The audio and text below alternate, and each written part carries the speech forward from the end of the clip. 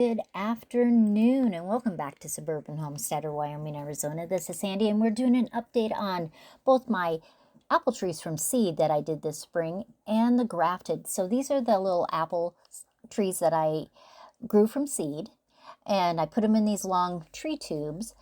Then I had them in the house, then I had them in the greenhouse, and it is time to plant them out. So I have two raised beds, and you can see I put PVC pipe over top of them. So there's all those little apple trees. There's some screening that I'm going to put over top of the PVC pipes just for some protection and just to block the sun a little teeny bit. In this raised bed, I'm going to put these apple trees very close together, about 4 to 6 inches apart. They're small, but because of the tube that they were growing in, they do have a good root system already. And so that I'm real pleased with. And I'm just going to push that soil around them, push it down a little bit. They'll get a good soak in just a minute. But I'm going to go through and I'm going to have 3 rows, and I think I can fit 9 in each row.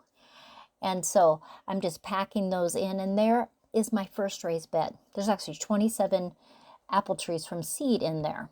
And I'm going to put the screening over top of it, clip it on so that it kind of protects it. But the thing I like about the screening, one, it's going to protect it from the hail. It'll cool it down a little bit from the sun. But mostly when it rains, when the sprinklers are on, it's still going to get plenty of water. And that's important to me so that they can really thrive. I'm going to put some worm castings in there so that they have a really good start. Now in the other raised bed, it's about the same size, but I do have some small cabbages growing in there too that I'll transfer to the garden when my other cabbages are done. So they'll just grow alongside each other for right now.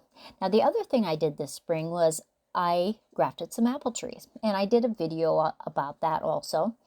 And I had them in buckets in the house at first, and I actually just used a bathtub that we don't use, and I did put a light in there so that when they started to leaf out they would have some good spectrum light.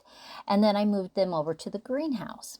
Now in this section of the garden I have a lot of raised beds, so I took 4 of those raised beds and I planted those grafted trees in there. And so just in this small area I actually have 83 grafted trees altogether in the 4 different raised beds.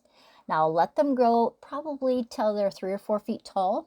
The idea is to have an orchard at one point and to sell a few of them to kind of recoup my costs of those. A lot of them are very old types of apples that I really like. So the combination between the grafted trees and the trees from seed will be interesting. But I am very excited about that so that we can have apples whenever we want them. I can make jams, jellies, pies, crisps, anything I want to. And of course that we can share with our friends. But we love apples. In fact, just a side note, my apple cider vinegar that I made in a video is it is fabulous. But there's a lot of things you can do with apples. And our home here in Wyoming is called Apple Cottage, and apples are just part of our lives, and I just love growing so many different kinds of apples. So I hope you enjoyed this update. See you next time.